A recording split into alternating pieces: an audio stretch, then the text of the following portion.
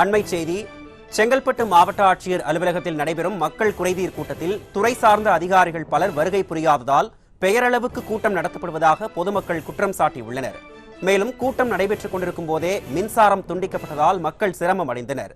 இது குறித்த கூடுதல் விவரங்களை செய்தியாளர் டெல்லி பாபு வழங்க கேட்கலாம். வணக்கம் டெல்லி பாபு, இது தொடர்பான முழு விவரங்களை நீங்க பதிவு பண்ணலாம்.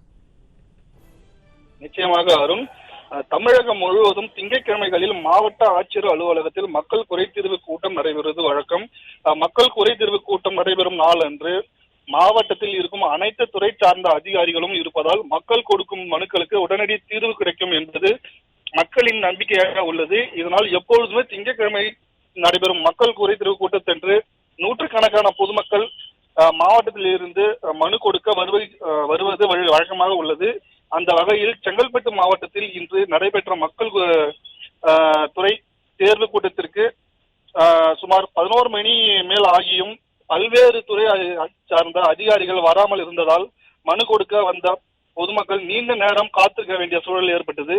அதே போல இந்த விடியா திமுக ஆட்சியில் கடந்த சில மாதங்களாகவே தமிழகத்தில் பல்வேறு பகுதிகளில் மின்சாரம் தடைபடுவதால் பொதுமக்கள் கடும் சிரமத்துக்குள்ளாகி வந்தனர்.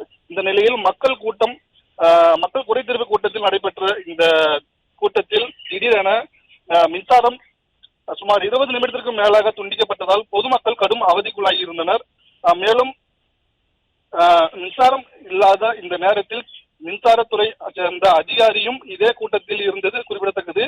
தமிழகத்தில் உள்ள மக்கள் தங்கள் முறையாக விடியா திமுக ஆட்சியில் முறையான மின்சாரத்தை வழங்கப்படவில்லை என்ற குற்றச்சாட்டு எழுந்துள்ள நிலையில் தற்பொழுது மாவட்ட ஆட்சியர் அலுவலகத்தில் நடைபெற்ற பொதுக்கூட்டம் குறைதீர் கூட்டத்திலேயே சுமார் 20 நிமிடத்திற்கும் மேலாக மின்சாரம் துண்டிக்கப்பட்ட சம்பவம் பொதுமக்களிடையே பெரும் அதிர்ச்சியை ஏற்படுத்தியுள்ளது.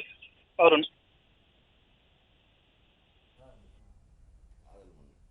கூடுதல் விவரங்களுக்கு நன்றி டெல்லி பாபு.